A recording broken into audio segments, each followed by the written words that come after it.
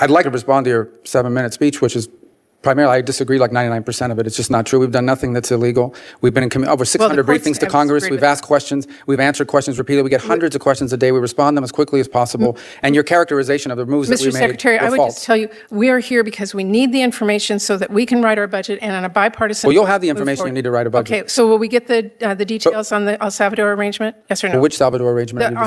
Your agreement that you've made with them about. What agreement? The president of El Salvador agreed to take in 250 gangbangers, and we sent them. Funding details we have not gotten. We need to see what the costs are. Well, we haven't funded that. We've provided them law enforcement assistance. I know you just claimed that we cut all this law enforcement assistance. We've provided El Salvador and other countries law enforcement assistance. They have the right to spend that money any way they wish. But they did us a big favor. They took 250 dangerous trained out. We didn't deport any U.S. residents. No U.S. residents were reported. I'm not going to argue with you on that. Well, it's not an argument, but don't say we deported U.S. residents because we didn't. I don't deport anybody. I'm not asking. But we didn't deport U.S. residents. I'm asking you whether we can see the details of the arrangements, including the funding details. This exchange wasn't really about foreign aid paperwork or bureaucratic process. It was about whether Congress still has power in the American system, or whether the executive branch can simply ignore the law when it becomes inconvenient. Secretary Rubio, I am deeply concerned that you have overseen a systemic campaign to dismantle USAID, impound billions of dollars that this committee actually provided, and unilaterally remake the Department of State without the slightest bit of concern that you lack the authority to do that without Congress. It has created chaos, it's caused preventable deaths across the globe, and it has undermined American leadership. As Ranking Member Schatz noted, what you've done is outright illegal, a complete violation of bipartisan appropriation laws, the Impoundment Control Act, and the Anti-Deficiency Act. Within hours of taking office, President Trump halted all foreign aid in flagrant defiance of the law. Now, under your watch, Secretary Rubio, that freeze was implemented with chaos and cruelty. And then you illegally shuttered USAID, placing everyone on leave, halting life-saving work, literally locking people out of the building and out of their devices, even in dangerous corners of our world. You paid people not to work, abandoned our partners across the globe, and chaotically recalled global staff, putting more than 1,600 Americans who served our country abroad in limbo. And when you shut down the USAID payment system, you even refused to pay for services provided before the illegal freeze. You fought all the way to the Supreme Court, against paying for services U.S. businesses already rendered with funding that Congress already provided. And I know you know, Mr. Secretary, but you lost. And I assume you need the reminder because to this day, you have not made all the payments that are required by our nation's highest court. And as a result, American companies continue to lay off American workers. And by the way, you do continue to lose in court, including just yesterday over your move to illegally replace the U.S. Institute of Peace Leadership, and in recent cases over international broadcasting. Now, eventually, Mr. Secretary, you sent Congress notice of your intent to collapse the USAID into state. Only you didn't consult with this committee. That's required by law.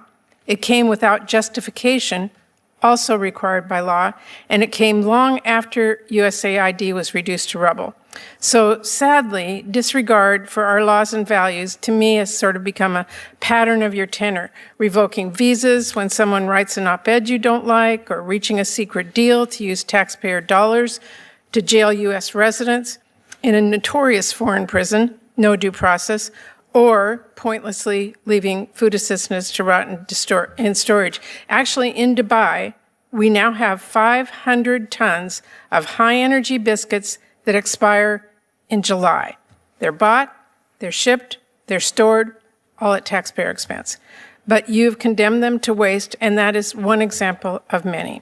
Now, another pattern that I'm deeply worried about is transparency. We have pressed you for information. Our staffs have sent you countless emails and briefing requests so we can do our job here. There are hundreds of unanswered requests and no effort to address them. And Mr. Secretary, that's got to change. Even your plan to reorganize the State Department came with no information on the 270 offices you are moving to eliminate, the proposed layoffs, or how USAID would be merged into state. I won't ask you whether impounding billions of dollars is legal. It is not. I won't ask you whether it's efficient to pay people not to work or fire them without determining staffing needs. But, and I won't ask you if cutting 91% of our counter-narcotic and law enforcement programs make us safer, abruptly abandoning agreements with allies makes us stronger, or ceding our global leadership to China makes us more prosperous. Of course not. We know that. We have worked together for years in a bipartisan way to advance U.S. interests and fund those programs. So with respect to my colleagues, how long are we going to sit here and watch this silently? Are we going to roll over as Trump tramples our laws and undermines our U.S. leadership, burns down what we have spent decades building, and let millions of people across our globe suffer and die? Or are we going to stand up, push back, assert our constitutional power of the purse? And to my colleagues on both sides, this is the moment to decide whether this committee continues to be a powerful bipartisan force, a force that I think we've all been proud of for a very long time, a force that is focused on safety and economic strength and national security, focused on leading the world in research and development and countering China and others with our soft power and our military power. Every single member of this committee knows what we are risking by letting this administration tear down so much. On USAID and other programs, we can always talk about how we can make things work better and other reforms. I don't think any of us are opposed to any of those considerations. We have been doing that in a bipartisan way for a long time. But that's not actually what Trump's fiscal year 2026 budget proposes. Now, Mr. Secretary, I know you would like to give a 5-minute speech back to me, but I only have a few seconds left, and I do need some information from you. As I said, we have asked and have not gotten. Can you tell me, will you share the text and details with my staff of your agreement with El Salvador and any other similar arrangements, including the funding details that we need to have? Well, first, I'd like to respond to your 7-minute speech, which is primarily, I disagree like 99% of it. It's just not true. We've done nothing that's illegal. We've been in over 600 briefings to Congress. We've asked questions. We've answered questions repeatedly. We get hundreds of questions a day. We respond them as quickly as possible.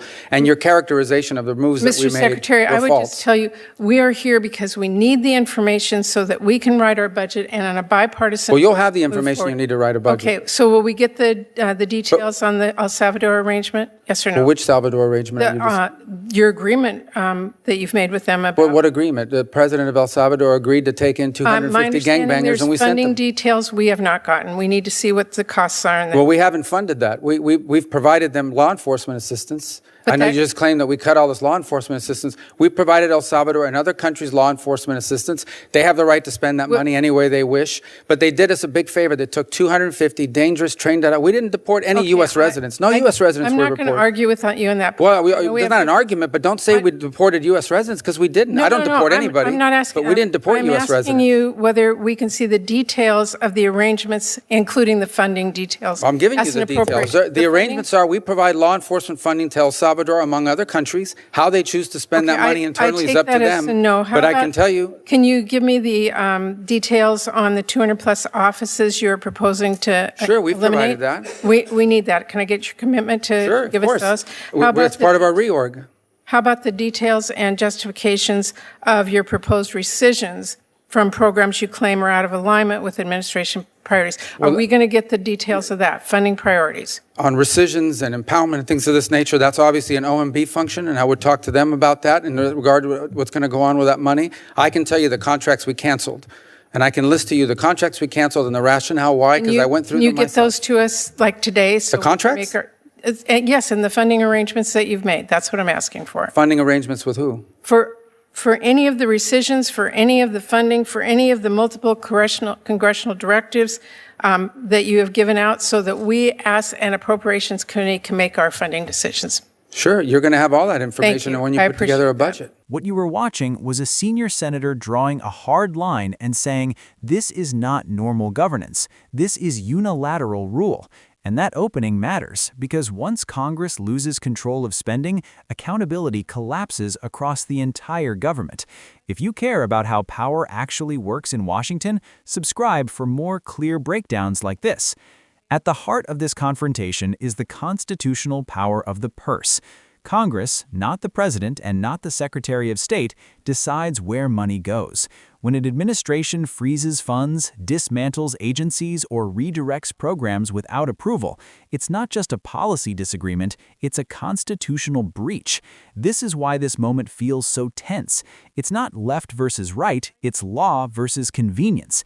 And once convenience wins, no future administration will feel bound by the rules either. Subscribe if you want honest explanations of how these power struggles affect democracy. What makes this situation especially alarming is the human cost that gets buried under political talking points. Foreign aid is not abstract. It's food that expires while people starve. It's the medical programs that shut down overnight. It's American workers were laid off because contracts were ignored. When systems are halted chaotically, the damage doesn't wait for court rulings. Lives are lost in real time, and rebuilding trust later is nearly impossible. Subscribe if you want the real-world consequences explained, not sanitized. The deeper pattern here is resistance to transparency. When lawmakers ask basic questions and get delayed, redirected, or stonewalled, that's not oversight working, that's oversight being neutralized. Oversight only exists if information flows freely. Without it, Congress becomes ceremonial, agencies operate in darkness, and the public never sees the full cost of decisions made in their name. That erosion doesn't happen all at once. It happens exchange by exchange, like this one. Subscribe to stay informed about how accountability is slowly weakened. My view is simple and unapologetic. No administration should be allowed to dismantle institutions, reroute funds, or strike international arrangements without full congressional scrutiny. Even if you support the policy goals, bypassing the law poisons the system for everyone who comes after. Power taken this way will be used this way again, and often for far worse reasons. The rule of law only matters when it's enforced against people we agree with and people we don't. Subscribe if you believe accountability should apply to everyone. What made this exchange powerful wasn't volume or drama, it was persistence. One side kept returning to the same principle: show us the details, justify the actions, respect the process. That's what functional governance looks like.